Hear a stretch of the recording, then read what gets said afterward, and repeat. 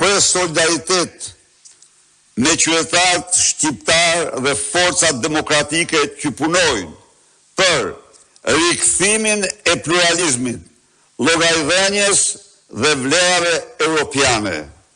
Konkluzione. 4. Konkluzione. Rikonfirmon se konsolidimi i regjimit narko-autoritar në Shqipëri përbën jo vetëm një tragjedi të brendshme, por dhe një sfidë strategjike për sigurinë demokratike të Europës.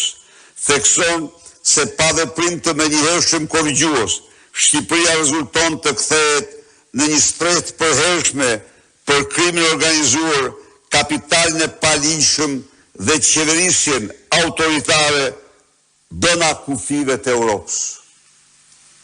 Ju e shifni se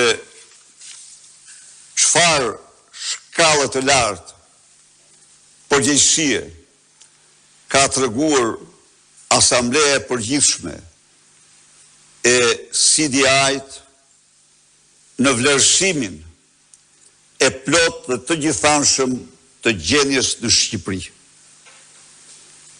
Kjo rezolut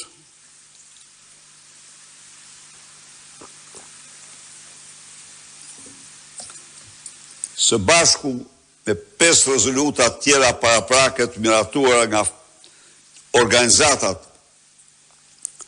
ndërpartjake të forcave politike të qendrës djathtë përbën një mbështetje të një anësie të jashtëzakonshme për opozitën shqiptare, për qytetarët shqiptar në betejën e tyre kundër këtij regjimi që është i jashtë çdo lloji standardi demokratik, nuk ka asnjë legjitimitet, bashkëpunon me krimin dhe vjedh në mënyrë monstruoze qytetarë shqiptarë.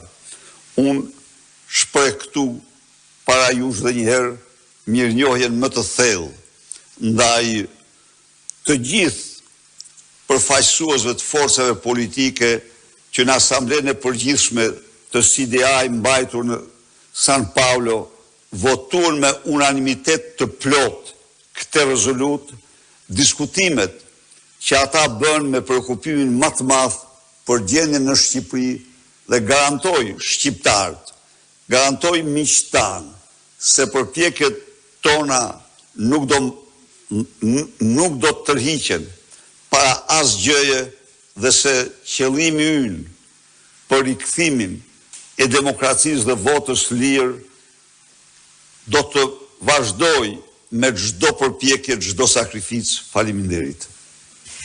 Zoti Berisha, gjatë qëndrimit tuaj në Brazil, Tirana u vizitua nga zyrtarë